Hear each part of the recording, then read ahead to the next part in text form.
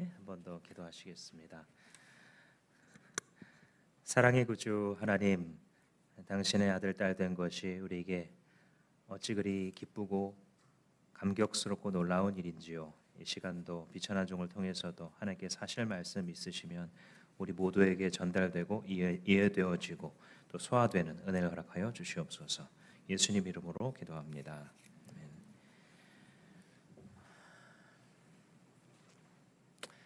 어느 날 집에 앉아 있는데 불이 나갔습니다. 내 방에 등이 꺼졌나 싶어서 거실로 나갔습니다. 거실 불도 안 켜집니다. 냉장고로 갔습니다. 문을 열었는데 냉장고가 어두컴컴하게 보였습니다. 옆에 있는 전자레인지에 시간이 표현되어 있어야 되는데 시간이 표시되지 않고 있었습니다. 무슨 일이 벌어진 걸까요? 전기가 나간 것입니다. 정전이 되었든지 아니면 과부하가 되거나 합선이 되어서 두꺼비 집이 내려오게 되면 집안 전체에 전기가 공급되지 않는 거죠. 분명히 집안에는 여러 가지 좋은 전자기기들로 가득 차 있는데 전기가 끊어지니까 그 기기들이 일순간에 작동을 멈춘 것입니다. 왜 그렇습니까? 그 기기들은 전기를 전제로 만들었기 때문입니다. 전기가 공급될 것이다 라는 것을 전제로 만들어졌기 때문에 그것을 끊으면 작동이 멈추게 되는 것이죠. 그러면 이제 어떻게 하면 됩니까? 다시 전기를 공급하면 등불은 들어오고 냉장고는 다시 작동을 하고 시계도 다시 필기가 되겠죠. 하나님께서는 우리가 무엇을 전제로 만들어졌는가 우리가 묻는다면 사랑이다라고 답하십니다. 우리의 모든 삶은 사랑이 들어온다라는 것을 전제로 만들어졌기에 사랑이 빠지게 되면 모든 부분이 작동을 멈추는 것입니다. 우리 관계도 멈춥니다. 우리의 신앙도 멈춥니다. 우리의 섬김도 멈춥니다. 우리의 사역도 심지어 교회도 사랑이 빠지면 멈추게 된다라는 것이 오늘 고린도전서 12장 13장의 가르침입니다. 우리가 하는 모든 사역이 결국은 사랑이라는 것을 전제하여 우리에게 주어졌고 그렇게 돌아가기 때문에 사랑의 길을 따르지 않게 되면 결국은 우리가 하는 어떤 활동도 열매를 맺지 못한다는 것입니다. 뒤집으면 무엇입니까? 우리는 무엇으로 살아가는가? 우리는 무엇으로 사역하는가? 우리는 무엇으로 관계를 맺는가? 그것은 바로 나를 닮은 사랑이다 하고 하나님께서 말씀해 주시는 거예요. 우리가 타락했을 때에는 하나님과의 관계가 끊어졌잖아요. 그러니까 사랑의 근원으로부터 차단되었기 때문에 서서히 끊어지는 겁니다. 여기저기서 조금 전기가 조금 남아 있듯이 조금 깜빡깜빡 거리기는 하지만 언젠가는 꺼져 버려서 모든 것들이 멈추게 되는 것처럼. 그러나 예수 그리스도 안에서 우리에게 하나님의 형상을 회복시키시고 사랑을 우리의 마음 가운데 부으시게 되면 그것의 본래 자리를 찾아가게 되는 그런 원리입니다. 하나님께서는 사랑을 답으로 제시하고 계시죠. 오늘 우리가 이제 13장을 중심으로 읽었습니다만 그 전에 이 문맥에서는 은사를 중심으로 쭉 설명을 합니다. 하나님께서 주권적으로 주시는 영적인 선물, 이게 은사의 정의죠. 그래서 고린도전서 12장, 13장, 14장을 은사장이다라고 부릅니다. 여기서 방언이나 예언이나 지식의 은사나 믿음의 은사, 관리하는 은사, 봉사와 구제 은사, 이런 여러 가지 은사에 대해서 설명을 쭉 합니다. 의도는 뭐냐면 나는 너희들에게 이런 은사가 부어주기를 기도한다. 왜냐하면 성령 하나님께서 자기의 교회를 쭉 세워나가실 때에 정말 각양각색대로 하나님께서 부어주셔서 이 교회가 자라가도록 하시기 때문에 너희들이 이런 신령한 은사에 대해서 무지한 자가 되지 않았으면 좋겠다 하면서 이 세 장을 할애해서 설명을 하는 겁니다. 근데 그 핵심이 뭐냐면 여러분들 우리가 은사에 대해서 사모해야 되지만 핵심은 뭐냐면 은사를 통해서 주님의 몸된 교회를 세운다라는 거예요. 그래서 성령이 여러 사람에게 여러 모양의 은사를 나눠 주시는 것은 개인의 유익을 위해서 주신 게 아니에요. 그래서 은사를 추구할 때 좀 불건전하게 추구했던 기독교의 역사가 있고 지금도 굉장히 많이 있죠. 그래서 마치 어떤 그 은사를 소유하는 게 자기의 실력인 것처럼, 그 은사를 받게 되면 뭐 남들 불러다가 미래를 알려줄 수 있는 것처럼 이렇게 이제 사기를 치는 경우들이 있는데, 뭐 이제 사람이 합리성이 있으니까 어느 정도 배경 지식과 함께 때려 맞추겠지만 그런 게 은사가 아닙니다. 성경이 분명히 이야기하고 있죠. 은사를 나눠 주시는 이유는 공동의 유익을 위함이다. 그래서 이 공동이라는 것은 무엇이냐면 공동체예요.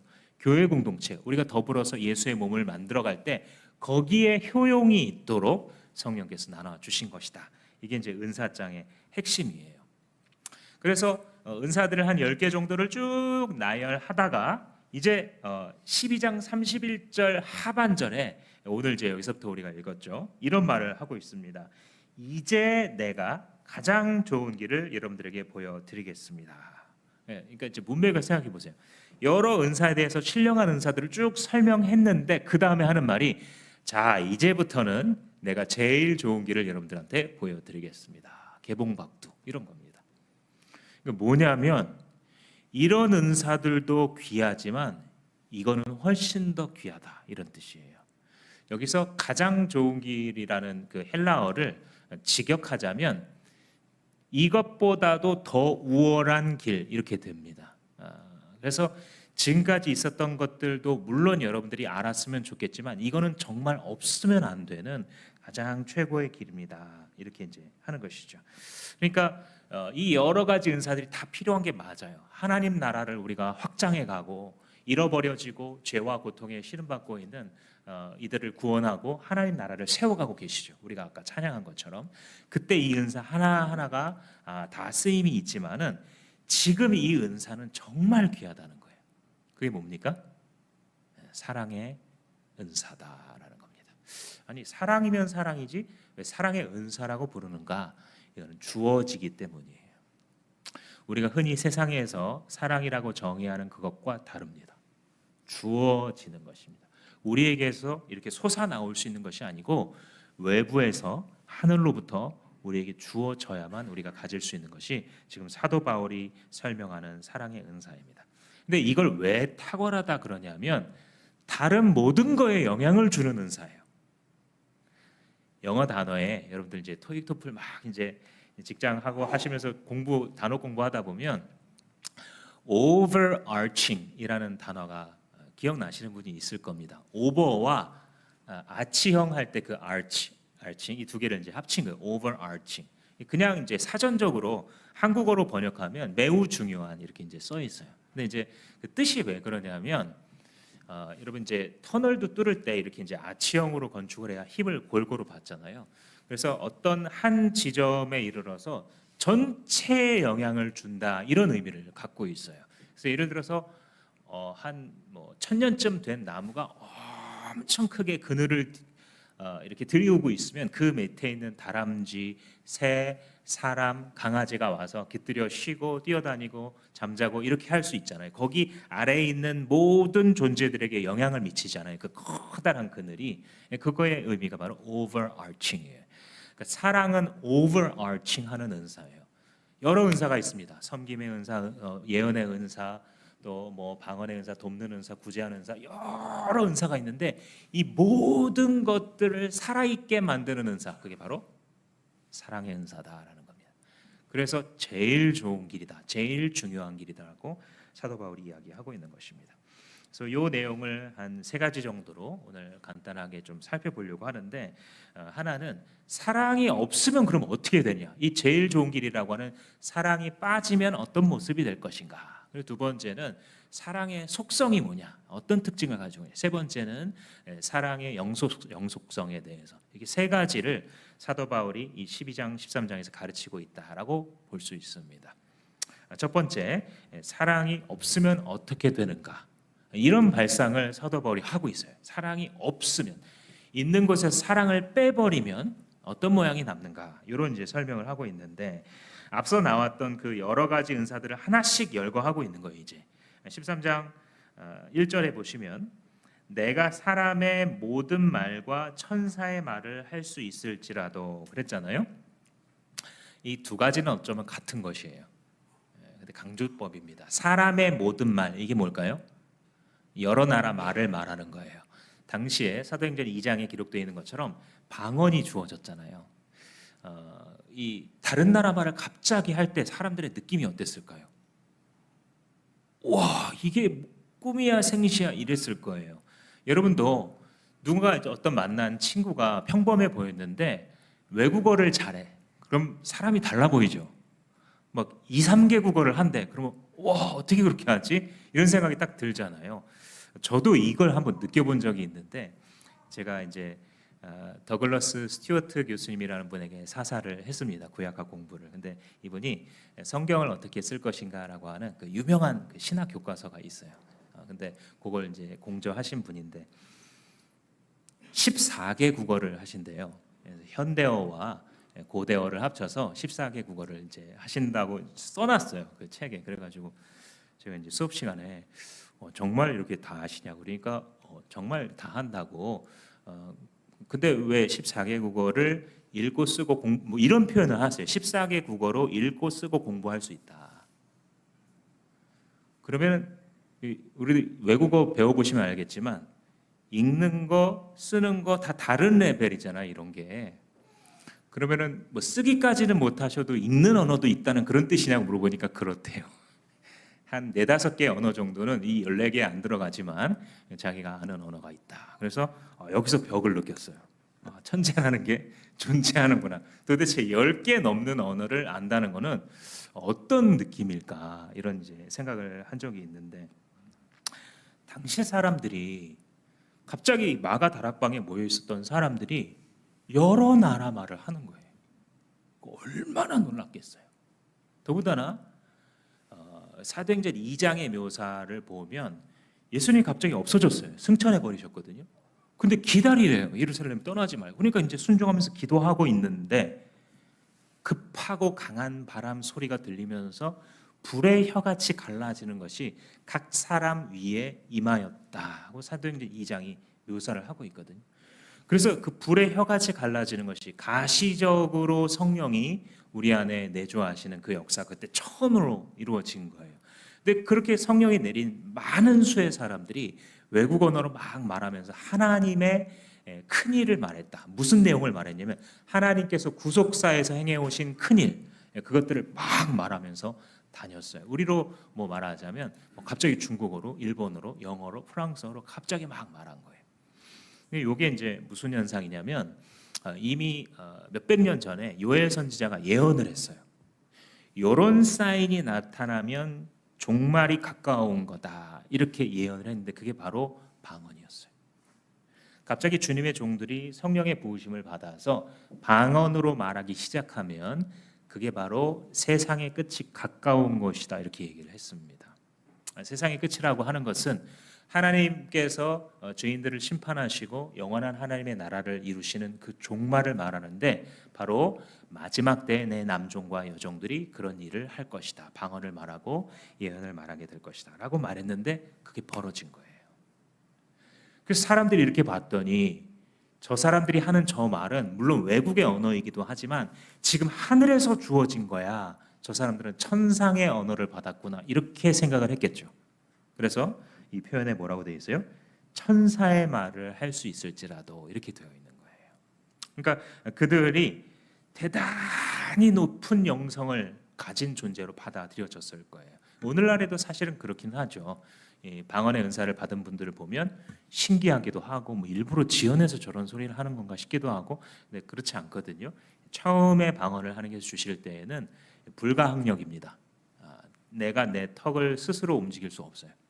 주님께서 딱 사로잡으시고 말을 하게 하시고 근데 시간이 지나고 나면 그 다음에 자기가 원하는 대로 그 방언을 말할 수 있게 되죠. 그러니까 오늘날도 놀라운데 이 개념 자체가 없었던 그 초대교회 당시에 이 방언이 내려졌을 때 사람들이 얼마나 놀랐겠어요. 그래서 이 방언을 말하는 사람들이 이렇게 보면 하늘의 언어를 말하는 굉장히 영성이 높은 수준의 사람으로 받아들여졌을 거예요. 그런데 그런 방언을 천상의 언어를 말한다 할지라도 사랑이 없으면 어떻게 된다고요? 소음이 된대요. 소음. 이 사도 바울이 표현해가는 방식을 한번 잘 곰곰이 살펴보세요. 최상급의 언어를 사용해요. 그리고 이걸 무력화시킵니다. 최상급으로 딱 올려놓고, 그런데 여기서 사랑을 빼면 어떻게 되는지 아세요? 그거 아무것도 아니에요. 이 구조로 계속 이제 설명을 해가는 겁니다. 예언도 그래요. 예언. 2절에 이제 예언 나오잖아요. 제가 몇 번 설명을 드렸지만 신약성경 읽어 나가실 때 예언을 설교로 바꿔서 읽으시면 많은 부분이 이해될 겁니다. 거의 대다수가 그렇습니다. 왜 그러냐면 이 예언이라고 하는 것은 흔히 사람들이 잘못 오해하는 대로 미래에 있을 일을 무당이 점치듯이 해주는 그게 성경의 예언 아닙니다. 이게 대한민국의 어떤 그런 토속 종교적인 영향이 교회 안에도 들어와서 예언을 그렇게 가르치는 경우들이 있는데 아니고요. 예언이라는 것은 원래 구약의 예언자들부터 계시된 하나님의 뜻을 깨닫도록 백성들에게 선포하는 행위, 이게 예언의 정의예요. 그래서 이사야나 예레미야 같은 선지자들의 글을 읽어보면 과거 얘기를 훨씬 많이 합니다. 미래의 일을 점치는 게 아니고. 왜냐? 하나님께서 과거에 이미 약속하신 것을 기반으로 역사는 흘러가거든요. 그 약속에 신실하면 성공하고요, 그 약속에 무관심하면 실패하게 돼 있습니다. 그게 구약 성경의 기록이에요. 그냥. 그래서 선지자가 어떻게 선포해야 되냐면 자기 마음대로 내가 깊은 기도를 해봤더니 아마도 하나님이 이런 음성을 주셔, 이런 사람 대부분 다 가짜 선지자였고요. 구약 선지자 때도 거의 99%가 가짜 선지자였어요. 진짜 선지자는 어떤 사람이냐면 하나님이 이미 계시하신 언약이 있어요. 이거에 비추어서 당신들의 과거의 삶을 돌아보라는 거예요. 그리고 지금 잘못 살고 있는데 계속해서 그 방식을 고집해서 살아가게 되면 이런 미래가 다가올 것이니 두려워해야 된다. 이게 대부분의 선지자들의 예언의 구조예요. 그래서 설교라는 단어로 치환해서 읽으시면, 왜냐하면 설교라는 것이 현대 교회의 설교라는 개념이 제대로 하는 설교라고 한다면 내가 하고 싶은 말보다는 이미 계시된 하나님의 언약이 오늘 우리에게 무슨 뜻인지에 대해서 성실하게 선포하는 행위거든요. 그러니까 구약 예언자들과 현대 설교자들이 만약에 그 말씀에 충실하다면 그 본질이 같은 것이에요. 그래서 신약 성경을 여러분들 읽으실 때 그렇게 치환해서 한번 읽어보시면 굉장히 흥미로울 것입니다. 그러니까 이 예언도 사실 은사예요. 하나님께서 깨닫게 하신 말씀을 남들에게 전달해서 그들의 마음 가운데 파문이 일어나게 만든 이게 은사거든요. 사실 아무나 하기 어려운 일입니다. 그런데 그런다 할지라도, 심지어 하나님이 이 사람을 세우셔서 하나님의 계시된 말씀 앞에 어떻게 살아가야 될지를 선포하는 직분을 주셨다 할지라도 사랑이 없으면 어떻게 된다고요? 아무것도 아니라고요. 비밀과 지식과 큰 믿음을 가졌을지라도 아무것도 아니다. 근데 여기서 여러분, 산을 옮길 만한 모든 믿음, 이런 표현이 나왔거든요. 이 표현 누가 먼저 했을까요? 그렇죠. 예수님이 먼저 했어요. 너희 중에 요만한 씨앗만한 믿음만 있어도 산에게 명령해서 바다에 빠져라고 해도 그대로 될 거라고, 믿음이 얼마나 강력한 것인지를 선포하신 말씀이거든요. 근데 사도 바울이 일부러 그거 예를 드는 거예요. 왜요? 최상급이잖아요. 예수님이 설명한 믿음의 중요성, 그죠? 근데 진짜 산아 저쪽에 동해바다에 빠져라 해서 정말 옮길 만한 최상급의 큰 믿음을 은사로 받아서 가지고 있을지라도 뭐가 없으면, 사랑이 없으면 뭐라고요? 아무것도 아니다. 아무 의미 없다. 그거 아무 좋은 결과를 내지 못해, 이 뜻입니다. 3절에 뭐 구제 나오고 헌신 나오고, 그러니까 좋은 귀한 은사들을 쭉 설명하면서 사랑이 없으면 소음이고 열매가 없고 능력도 없으며 아무런 좋은 결과를 결국은 맺지 못할 거예요. 물론 은사니까 탁 튑니다. 그럴지라도 그 결과로서는 아무 의미가 없어진다라고 얘기합니다.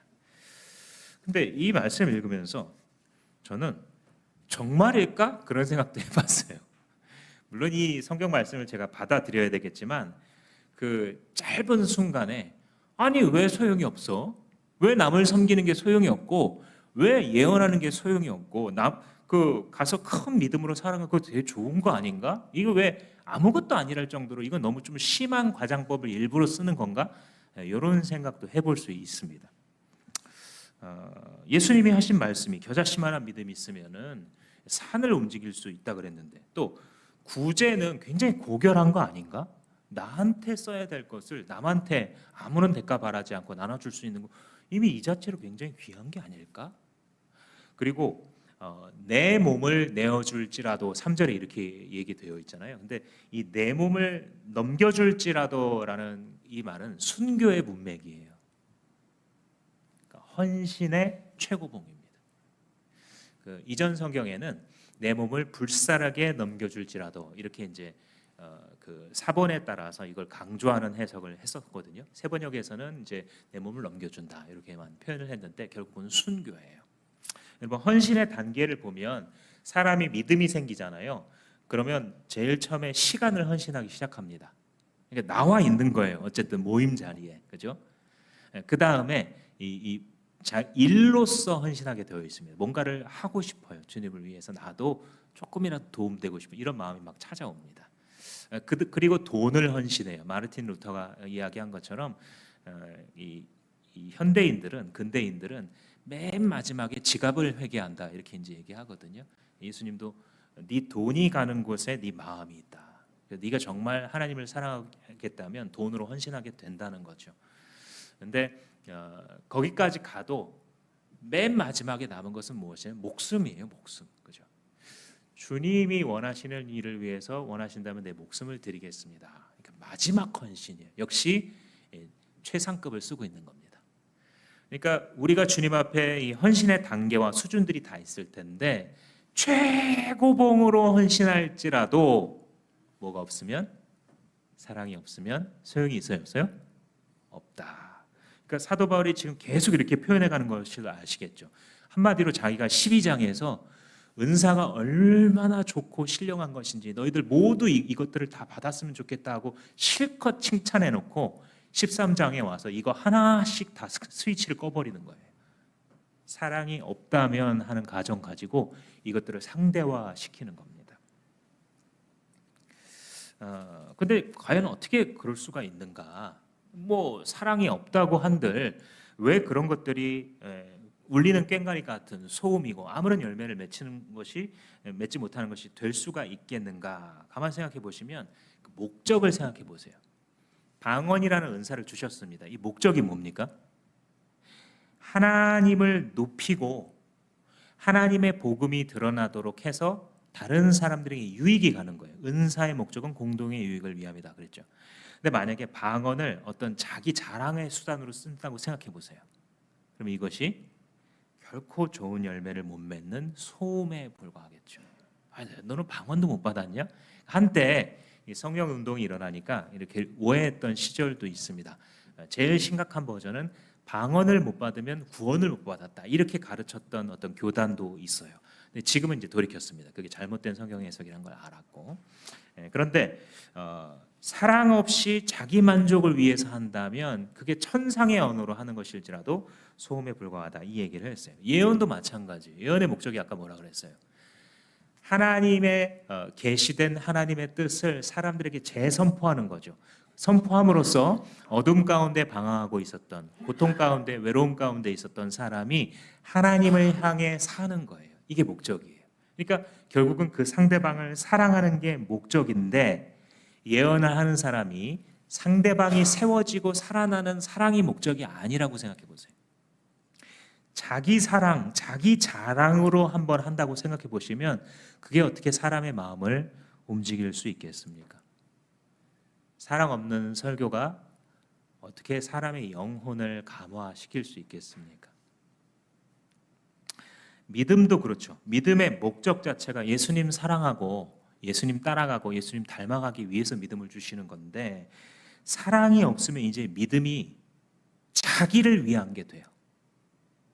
이게 생각보다 많은 분들이 오해하는 부분인데 믿음이라는 것을 자기 만족으로 취한합니다.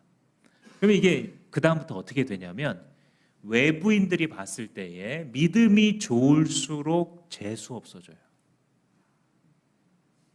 어떤 차원인지 좀 이해가 되십니까? 분명히 믿음이 좋다 그래요. 그런데 너무너무 싫어해요, 사람들이. 제가 잊혀지지 않는 어떤 그 일화가, 어떤 분이 이제 뭐 옷가게인가 어디에 들어가 가지고 뭐 이걸 막 하고 있는데 이제 뭐 이런저런 얘기를 막 나누다가 근데 그 교회는 안 다니시나 봐요. 그러면서 다행이라는 뜻이 교회를 안 다니시는 분이라서 너무 좋다고 이런 말을 해요. 이게 어떤 경험을 했을지 추측할 수 있겠죠. 그죠? 이제 막 믿음을 달고 사는 사람들이 와서 보이는 어떤 그 행동이나 그런 속에서 실망을 이미 많이 한 거죠. 그러니까 차라리 교회를 다닌다고 해도 조금 설렁설렁 다니는 사람 또 좋아해요, 사람들이. 그죠? 근데 그게 왜 그러냐? 뭔가 잘못되고 그들이 전부 다 오해하는 거냐? 세상 사람들이 우리의 믿음을 오해하기 때문에 크리스천들을 싫어하는 거냐? 그런 영역도 분명히 있습니다만 또 똑같이 분명하게 있는 것이 무엇이냐면 믿음이라고 우리가 주장을 하는데 거기서 사랑이 빠진 형태의 믿음을 우리 계속 주장하고 있는 거예요. 분명히 좋은 믿음이고 오래된 믿음이고 큰 믿음인데 사랑이 빠지니까 꽹가리가 되어 있는 거예요. 이거 역시 내가 주님을 큰 믿음으로 큰 헌신으로 하고 있다라고 생각하지만 사랑이 빠졌기 때문에 자기 만족이 되어 있는 겁니다. 그 믿음이라는 것이 자기의 칭찬과 명예가 우상이 되어 있는 상태죠. 그러니까 종합하자면 뭐냐면 사랑이 빠진다면 굉장히 대단한 은사처럼 보이겠지만 결국은 그 은사들이 자기 만족의 수단으로 바뀌어 버렸다. 은사의 목적은 뭐라고 그랬어요? 근데 공동의 유익을 위함이라. 너를 세우고 나를 세우고 공동체를 세우기 위해서 성령께서 신비한 은사들을 나눠주는 건데 그 중에 최상급이라 할지라도 사랑을 싹 뺐더니 자기 만족이라는 우상으로 돌아서더라. 그래서 이런 이제 상태의 그리스도인들은 자기가 만족되지 않으면 불만 덩어리가 됩니다. 이게 그리스도인들이 제일 심해요. 부끄러운 얘기지만 목사님들이 굉장히 심합니다. 저를 치는 겁니다. 자기가 만족되지 않잖아요, 그리스도인들이. 그러면 아무것도 소용없어요. 내가 만족되어야 뿌듯합니다. 그리고 이것을 믿음이라고 생각하고 있는데 사실은 자기 숭배입니다. 자기 숭배.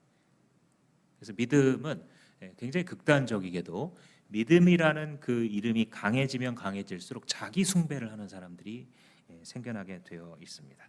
그런데 그 자기 숭배를 고치기가 굉장히 어려운데 유일한 치유책이 뭐냐면 사랑이에요. 사랑이 들어가면 사람을 사람답게 만들어줘요. overarching이라 그랬죠. 은사들을 각각의 은사들을 은사답게 만들어주는 게 사랑의 은사입니다. 그래서 나만 탁 우뚝 서는 게 아니라 서로를 쭉 세워가. 이게 성령께서 사랑의 은사가 들어가도록 하면서 우리들이 그 은사들을 받고 사용했을 때 나타나는 방법들입니다. 그래서 아까 말했었던 사랑이 없는 방언, 사랑이 없는 예언, 사랑이 없는 큰 믿음, 사랑이 없는 구제 이런 것들은 재수 없는 크리스찬의 목록 뭐 이렇게 이제 불러볼 수도 있습니다. 우리가 배워가기 위해서 드리는 표현입니다. 뭔가를 냉소하기 위해서 한 것이 아니라 그렇게 되면 안 되겠구나. 왜냐하면 VIP들과 초신자들이 우리 교회에 나와서 그런 모습을 보았을 때 뭐 어떤 예배와 경배와 이런 모든 것들이 갖춰져 있어요. 근데 그 안에서 사랑하지 않는 모습을 본다든지, 그죠? 주님의 그 사랑을 내 마음 가운데 담기 위해서 몸부림치는 이런 겸손이 없는 것을 볼 때에 우리가 다른 뭐 예배도 잘하고 선교도 잘하고 모든 부분들을 다 잘해도 사실 아무 의미가 없을 수 있다라는 겁니다.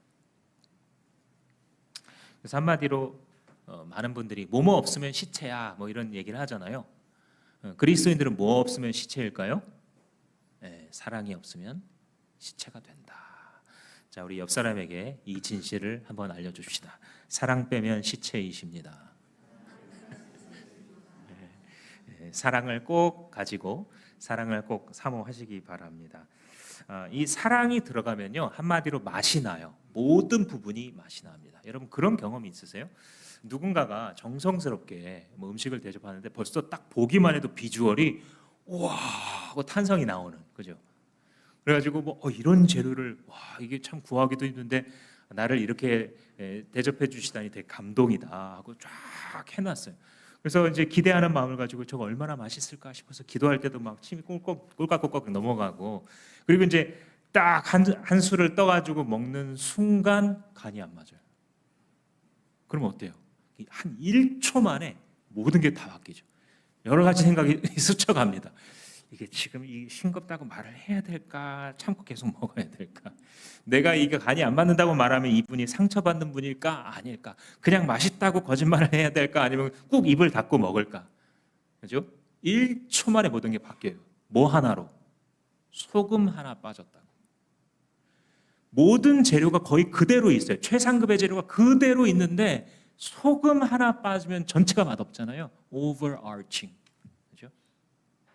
그리스도인들은 사랑이 들어가면 모든 게 다 다워져요. 교회 다워지고요. 형제 다워지고 자매 다워지고 아빠 다워지는 거예요. 목자 다워지는 거예요. 반대로 이것이 빠지기 시작하면 맛이 없어지는 것이죠. 그래서 여러분들 사랑을 사모하시는 여러분 되시기를 축복합니다.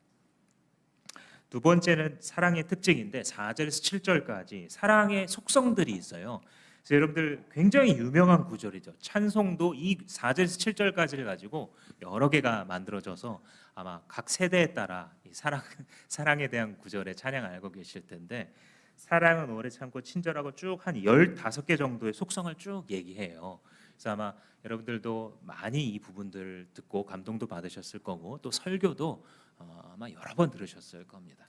그래서 여기서 이 속성들 자체를 다 반복하지는 않을 거예요. 근데 딱 한 가지는 오해할 수 있는 포인트가 있어요. 그런데 이 4절 7절까지를 묵상할 때 여기 있는 하나하나를 이렇게 따라가고 하나씩 하다 보면 내 안에 사랑이 생기는구나 이렇게 생각하기가 쉬워요.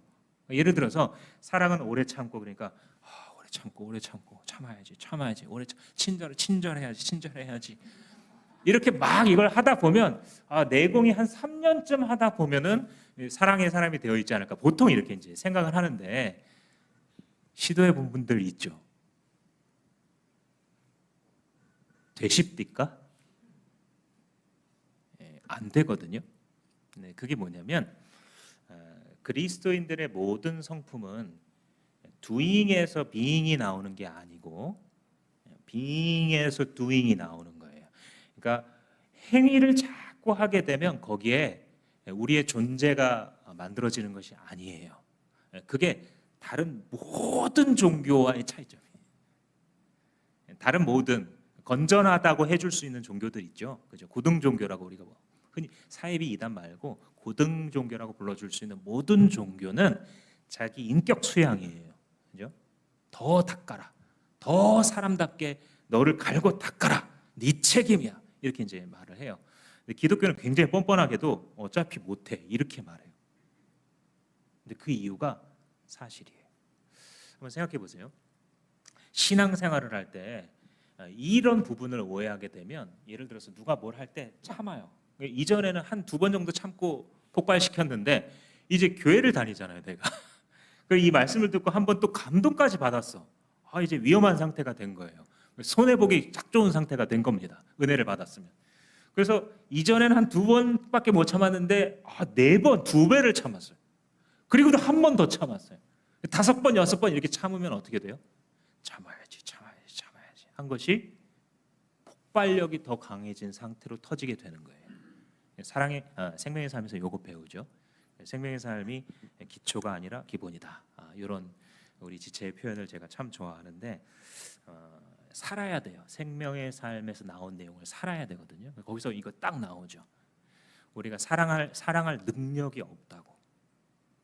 그렇기 때문에 이 사랑이 내가 마치 뭔가를 이렇게 만들어내서 할 수 있는 것처럼 꾹 누르고 꾹 누르고 꾹 누를수록 시간만 지체되고 나중에 그 후폭풍은 더 처참할 수 있다. 이건 이제 배웁니다. 그래서 신앙생활을 할 때 doing 자체의 목적을 행위 자체에 초점을 두잖아요. 굉장히 불행해요. 그리고 어떤 생각이 드냐면 자기한테 좌절감이 듭니다. 내가 이 정도 신앙생활 했는데도 겨우 이거밖에 안 되나 싶어서 더 이상 하고 싶지도 않아요. 나중에는. 그리고 살아서 뭐하나 막 이런 생각도 듭니다. 그죠? 근데 그 이유는 무엇이냐면 우리의 존재를 하나님께서 다루시는데 존재를 다루지 않고 나서 우리의 행위 자체에 초점을 맞추면 이렇게 돼요. 그래서 훨씬 쉬운 길이, 여러분들이 신앙생활 하시면 훨씬 쉬운 길이 뭐냐면 하나님 말씀대로 내가 못하는구나, 내가 사랑의 능력, 용서의 능력, 평화의 능력, 시기하지 않는 능력 이런 거 없구나 하고 딱 포기하세요. 주님의 십자가 앞에서. 근데 주님이 살아계시기 때문에, 주님이 나를 부르셨기 때문에 나한테가 아니라 주님께 기대합니다. 이런 사람이 행복하게 신앙생활 하는 거예요. 그래서 예수 믿는 것이 굉장히 어려워지는 길이 이 doing의 행위 자체에 이제 집중하는 것인데, 그러면 이제 어떻게 해야 여기서 변화가 일어나는 거냐? 하나님의 사랑. 그러니까 하나님은 사랑의 창시자이시고 사랑이 주어질 수 있는 근원 되시고 그 자신이 사랑이시잖아요. 그래서 그분만에게서 흘러나올 수 있는 그 일급수 같은 진정한 사랑, 그게 우리의 마음에 부은 바 된다 이렇게 표현해요, 성경이. 그래서 사랑할 수 있게 되는 거예요. 오래 참고 무례하게 행하지 아니하고 모든 것을 참고 바라주는 이 모든 사랑들은 인간이 할 수 있는 행위를 묘사한 것이 아니라 신께서 부어주셔서 원래 우리에게 없었던 거룩한 속성이 나타난다라고 하는 기적을 기록해 놓은 거예요. 그래서 여러분들 거꾸로 내가 보통 이렇게 무례하게 하면 참을 수가 없었는데 내가 이걸 어떻게 넘어갔지? 하나님이 하셨나 보다. 이렇게 거꾸로 알게 되는 거예요. 내 마음속에 하나님이 자기 사랑을 부으신 게 맞나 보다. 이 15개 중에 2개 맞고 3개 맞고 4개 맞고 하는 걸 보니까 하나님이 정말 일하시는구나. 이렇게 이제 깨달아 가는 겁니다. 우리가 할 수 있다는 뜻이 아니에요. 그래서 여러분들이 하셔야 될 건 뭐냐면 주님을 사모하세요. 그거 할 수 있는 거예요. 오래 참으려고 막 친절하려고 막 없는 친절 있는 친절 하다 나중에 내가 이렇게까지 해줬는데 네가 이렇게 나와? 이게 이 실수는 이제 많이 해보셨죠? 저를 비롯해서 아마 많이 해보셨을 텐데 이제 그러지 마시고 주님을 사모하세요. 잠언 8장에 예수님을 지혜로 의인화시키면서 어떤 말씀을 하냐면 문설주 곁에서 나를 기다리고 있는 자는 복되다, 이런 이제 표현을 해요. 그러니까 마치 집주인이 언제 나오나, 자기가 들어갈 권한은 없어. 근데 언젠가는 이분이 또 출입은 하실 거기 때문에 그 앞에 가서 죽치고 있는 거예요. 연예인 만나려고 막 줄 서 있는 사람들처럼. 그래서 죽치고 기다리고 있다 보면 언젠가 이 지혜의 왕 되시는 분이 나오잖아요. 그럼 만나게 된다, 이 말을 해요. 잠언 8장에서. 나를 사모하는 자들이 나의 사랑을 입으며 나를 간절히 찾는 자들이 나를 만나리라. 사모하십시오. 여러분, 주님을 사모하세요. 그럼 이런 것들이 여러분들의 마음 가운데 부어지게 될 것입니다. 자유로워요. 자유케 돼요. 이거의 반대말이 뭐냐면 자기중심성이에요. 사랑의 반대말이 미움이 아니고요, 자기중심성이에요. 성경의 개념으로 그렇습니다. 자, 지금부터 제가 이 4절에서 7절 말씀의 버전을 좀 바꿀 거예요. 뒤집어서 말할 텐데 여러분 어떤 마음이 드는지 한번 생각해 보시기 바랍니다. 사랑이 없으면 상대를 참아주지 않으며 거칠게 대합니다. 사랑이 없으면 시기하고 뽐내고 싶고 교만합니다. 사랑이 없는 사람은 무례하고 자기 이익만 챙기고 화내고 원한을 품습니다. 사랑이 빠지면 불의를 기뻐하고 진리는 싫어합니다. 사랑 없이 살면 모든 것을 까발리고 모든 것을 의심하고 어떠한 소망도 없으며 작은 것도 견디지 못합니다. 어떤 생각이 드세요? 이 말씀 목사님이 뒤집어서 하는 그 말씀 들으니까 이 사람이 생각납니다. 그런 분도 아마 계실 거예요. 또 어떤 분은 이게 난가 싶은 분도 있을 수 있겠죠. 그렇죠? 그게 왜 떠오르는 거냐면 그 사람이 자기 중심적인 사람이어서 떠오르는 거예요. 혹은 내가 나도 모르는 사이에 자기 중심적으로만 살아온 거예요. 그게 사랑의 반대말입니다. 사랑이라는 것은 주님으로부터 흘러나와서 주님을 자꾸만 닮아가게 되는 건데, 이 7절에 보시면 특히 덮어주고라는 말이 나와요. 그죠? 사랑은 모든 것을 덮어주며. 뭘 덮어주겠어요? 상대방의 허물을 덮어주는 거예요. 그러니까 못난 모습이죠. 우리 말로 하자면 상대방이 못난 모습을 보여줬어요. 근데 그거를 까발리고 혹은 지적하고 혹은 저렇게 못난 인간이 있나 해버릴 수 있는데 그를 덮어주는 거예요. 왜요? 그 사람을 정말 세우고 싶어서. 물론 여러분 어떤 파렴치한 범죄를 해도 다 사랑으로 덮어, 이거 예수님 메시지 아닙니다.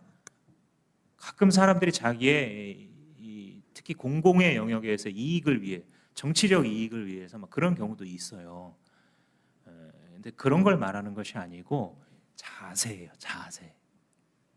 그 사람이 평소에 남의 실수를 보았을 때 어떤 반응을 보이는가를 보면 이 사람에게 하나님이 부으신 사랑이 있는가 없는가를 알 수 있는 거예요. 그래서 이런 기준으로 자기를 하나님 앞에서 들여다보면 정확합니다. 평상시에 다른 사람이 내 앞에서 못난 모습을 보여주었을 때 나는 까발리거나 지적하고 싶은가, 아니면 가능하면 덮어주고 싶은가. 근데 덮어주는 목적이 그냥 쉬쉬하는 게 아니라 상대방을 세워주고 싶어서. 상대방이 어느 정도까지 미숙하냐면 맞는 말로 서로를 이 상대방을 위하는 말을 해줘도 그걸 받아들일 수 없는, 그죠? 그랬을 때 사랑으로 덮어주는 거죠. 그런데 상대방이 이렇게 딱 봤더니 요 정도의 진심의 충고를 들을 수가 있어요. 그럼 어떻게 해요? 다른 건 덮어주고 그 한 가지를 전달하는 겁니다. 아니 목사님 그걸 어떻게 구분합니까? 어디까지가 진심 어린 충고고 어디까지가 덮어주는 겁니까? 사람이 영물이라서요 알아요 이거를.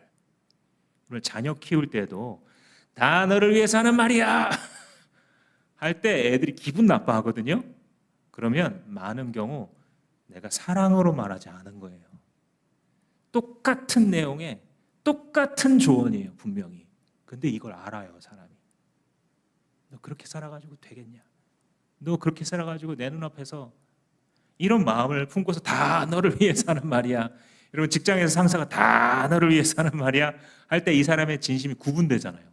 구분 안 되기가 오히려 어려워요. 상대의 못난 모습을 볼 때 이걸 덮어주는 거예요. 그 다음에 믿고 있어요. 믿고. 이 상대의 허물을 덮어주는 게 어려운 여러 가지 이유가 있는데 믿음이 안 가면 앞으로도 덮어주면 어떻게 될까 싶어요. 그래서 더 이상 이런 것들을 못하게 되는데 이 문맥에서 보시면 믿고 바라고 견딥니다 했을 때 이 믿고는 상대방을 믿어주는 거거든요. 저는 이거의 빚을 좀 많이 진 사람 같아요. 생각을 해보면 지금은 뭐 이렇게 또 사역자로서 서 있습니다만은 뭐 말끔하게 또 뭐 입고 있으니까 그냥 뭐 괜찮은 사람인 것처럼 보이지만 뭐 전혀 그렇지 않습니다. 주일학교 선생님들이 참 저를 향한 믿음을 버리지 않으셨던 것 같아요. 그래서 인내해주는, 주일학교를 다닐 때 제가 지금은 저렇게 행동하지만 나중에는 하나님 앞에 쓰임 받을 거야, 믿어주고 또 믿어주고. 사람이 이런 사람 한 명만 있어도 살아나는 거거든요. 그러니까 사람이 낭떠러지로 떨어질 수밖에 없기 때문에 삶을 포기하는 거예요. 보통 심리적으로 어떤 이유, 어떤 스토리에 의해서라도 지금 낭떠러지에 자기 혼자 서 있고 아무도 자기를 믿어주지 않으면 더 이상 살아갈 이유도 힘도 없는 거예요. 한 명만 있어도 그 사람은 살 수 있어요.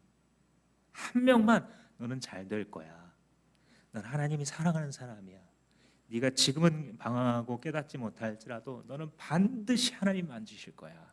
한 사람만 믿어줘도 바뀝니다. 살아납니다. 변화됩니다. 그다음 바라고 나왔잖아요. 이거 연결되어 있는 거예요. 바라고. 이 상대방을 포기하게 되거든요. 결국은 우리 살아가다가 이 사람은 변하지 않을 거야. 그래서 결국은 우리가 같이 동역을 하다가도, 심지어 교회에서 동역을 하다가도 상대를 포기하는 지점이 생겨요. 그죠? 이 시험을 모두가 경험합니다. 주님을 섬겨 나갈 때. 근데 모든 것을 바란다라고 하는 것은 이 사람에 대한 소망을 자기가 아직 버리지 않았기 때문에, 하나님이 나 같은 사람도 변화시키셨는데 너도 그렇게 될 거야 라고 하는 소망을 계속 유지해 주는 것이죠. 이 사랑으로 덮어주고 믿고 바라는 게 어려운 이유가 있는데, 뭐냐면 그게 반복되기 때문이에요. 이 사람의 실수가 반복됩니다. 그러면 이제 사람이 이게 힘들어요. 이 사람의 그 못난 모습이 계속되어서 이게 끝나지 않겠구나라는 생각이 드니까 우리가 덮어주고 바라주고 포기하지 않는 것을 계속 할 수 없어요. 그래서 무슨 말이 있냐면 견딥니다라는 말이 있는 거예요. 견딥니다. 사랑은 수고거든요. 우리가 이제 세상에서 말하는 그 사랑과 주님께서 사랑의 근원이고 창시자이신 하나님께서 가르치시는 사랑의 개념이 다르죠. 제가 여러 번 여러분들과 나눕니다. 사랑이라는 것은 상대가 원하는 대로 다 해주는 게 사랑이 아니에요. 때로는 상대가 원하는 것을 절연히 끊는 것이 진짜 사랑이에요. 그죠? 이렇게 하면 망가지겠구나라는 것을 알고서 거기서부터 끊어낼 수 있는 것이 사랑이에요. 때로는 정말 그 인격을 소중히 여기서 경청해 주는 것이 사랑이에요. 화가 이만큼 났는데도. 때로는 조기에 바로 잡아주기 위해서 잠언이 가르치는 것처럼 회초리를 드는 것이 진짜 사랑이에요. 아이에게 어려서 행할 길을 가르쳐라. 그러면 노인이 되어서도 그 길을 떠나지 아니하리라. 이 사랑에 대한 정의예요. 성경에 말하는 사랑은 상대를 하나님 앞에 세워주는 거예요. 이게 사랑입니다. 예수님이 우리한테 보여주신 사랑이, 예수님이 때로는 굉장히 무섭게 꾸짖으시잖아요. 그렇다고 인격이 없으시거나 그런 것이 아니라 우리를 하나님 앞에 세워주고자 하시는 진심, 그게 예수님이 가지신 사랑이기 때문입니다. 그래서 여러분, 이게 누구예요? 덮어주고 믿어주고 바라고 견디는 것을 완벽하게 보여준 분이 누구예요? 그 예수 그리스도죠. 그러니까 이걸 요약하자면 예수님처럼, just like Jesus, 예수님처럼, 이걸 묵상하는 거예요. 아주 오래전에 제가 한 소그룹 모임에서 나눔을 하고 있었어요. 사람들하고. 저도 그냥 참여자로서, 우리로 말하자면 이제 목장에서 삶 나눔하는 거죠. 근데 이렇게 이제 돌아가면서 각각 이제 그 이야기를 하고 있는데, 그 나누던 주제랑 상관없이 뜬금없이 제 마음속에 이런 생각이 갑자기 딱 드는 거예요. 하나님이 저 형제를 얼마나 사랑할까? 왜 그런 생각했는지도 까먹었어요. 지금은 이유는 까먹었는데 그거는 기억이 나요. 이렇게 그냥 듣고 있으면서 뭔가 쑥 들어오는데, 이게 무슨 생각이었냐면, 하나님이 저 집사님을 얼마나 귀하게 볼까? 이게 무슨 하나님의 음성인지도 잘 모르겠고요. 근데 제 안에 갑자기 그냥 그런 생각이 드는 거예요. 저분이 얼마나 혼자 속으로 울면서 여기까지 살아왔을까? 왜 그런지 잘 모르겠어요. 이게 바로 하나님의 사랑이 마음에 부은 바 된 거예요.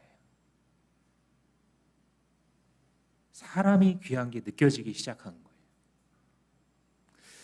사실 뭐 저는 뭐 그렇게 사랑이 많은 사람이 아니고 그때 당시에도 한참 더 젊었기 때문에 그냥 각자의 삶을 살아가고 있었고 뭐 그 사람이랑 나랑 뭐 별 큰 상관도 없는 사람이고 저는 이제 그 당시에 매우 내성적이었기 때문에 모임이 싫어요.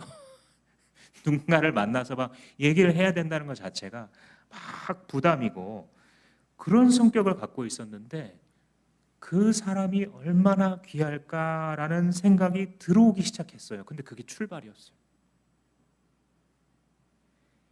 그게 사역의 출발이었어요. 하나님 저 사람 사랑하시죠? 하나님이 저 사람 사랑하는 마음으로 나도 그렇게 할 수 있었으면 좋겠어요. 부어지는 겁니다. 그래서 은사다, 은혜로운 선물이다라고 말하는 거예요. 세상이 말하는 종류의 자기 중심적인 지극히 자기 숭배적인 연애와 사랑이 아니고 진심으로 상대가 하나님 앞에 세워지기를 원하는 그 마음은 부어져야만 가능한 것입니다. 마지막 세 번째로 사랑의 영원성에 대해서 간단하게 좀 나누겠습니다.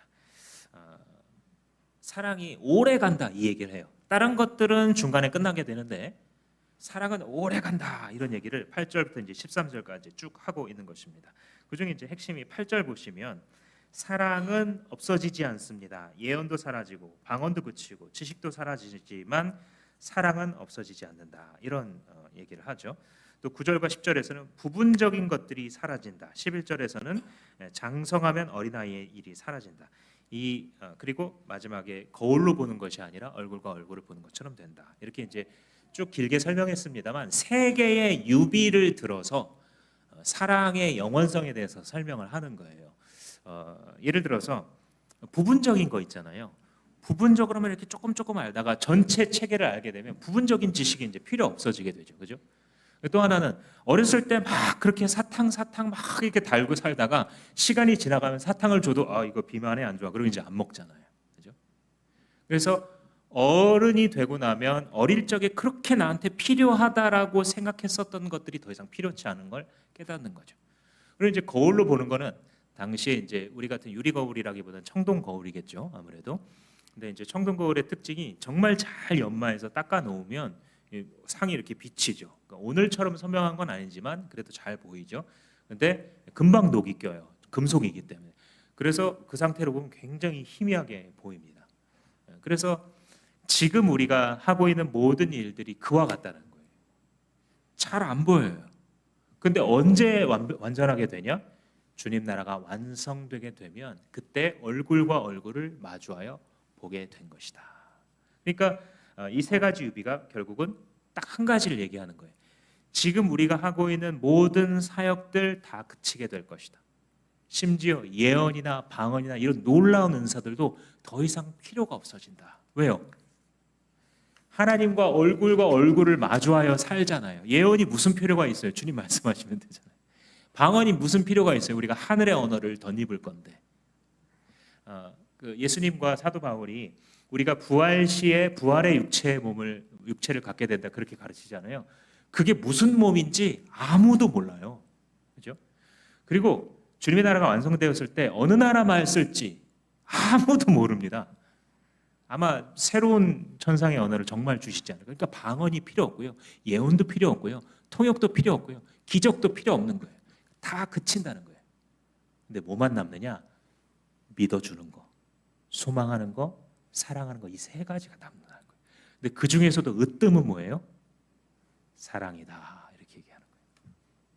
너무 멋있죠. 최상급으로 쫙 우리가 볼만한 멋진 것들 다 깔아놓고 아니야. 사랑이 없으면 아니야. 사랑이 없으면 아니야. 다 무력화시키고 딱 사랑만 남겨요. 다른 것들은 다 그칠 거야. 믿음, 소망, 사랑만 남아. 근데 그 중에서도 제일 멋있는 것은 사랑이에요. 왠 줄 알아? 하나님이 사랑이시거든. 주님께서 이렇게 우리에게 말씀해 주고 계신 것입니다. 이 일화 하나를 들고 말씀을 마치려고 합니다. C.S. 루이스가 쓴 그 나니아 연대기 보면 여러 시리즈도 있지만 1권이 사자와 마녀와 옷장이라는 거죠. 그러니까 자기 거의 조카 관계에 있는 어린이를 위해서 쓴 동화라고 하잖아요. 또 영화돼서 보신 분도 있으실 텐데 그 첫 번째 이제 에피소드를 보면 그 네 남매가 숨바꼭질을 하다가 막내 루시가 옷장 안에 이렇게 숨잖아요. 이렇게 숨어서 옷 뒤에 맨 뒤에 가서 숨어 있는데 옆에 길이 나 있는 거예요. 옷장 안에. 그래서 이제 이게 도대체 뭔가 하고 이제 들어가 봤더니 거기가 이제 나니아라고 하는 세계가 펼쳐져 있고 거기서 예수 그리스도를 상징하는 아슬란을 만나게 되죠. 그래서 아슬란이 에드먼드라고 하는 그 사람을 대신해서 죽죠. 그리고 이제 다시 살아나는 예수의 유다의 사자라고 하는 이 요한계시록의 그 언어를 차용해서 스토리를 만든 것인데 주님이 우리를 그런 새로운 세계로 초청하고 계신 거예요. 분명히 사도 바울이 말했어요. 아까 12장 31절 하반절에 그런 얘기 했잖아요. 이제 내가 가장 좋은 길을 보여주겠습니다. 이 글을 쓴 거는 누구예요? 분명히 사도 바울이 썼거든요. 네, 이 말이 사도 바울에서 나온 게 아니에요. 예수님에게서 나온 거예요. 얘야, 내가 너를 새로운 세계로 초청한다. 이 길은 네가 지금까지 살아왔던 모든 길보다 더 우월한 길이야. 이 길은 사랑의 길이야. 여러분들을 부르시는 줄 믿고 주님 따라가시는 여러분 되시기를 주님의 이름으로 축복합니다.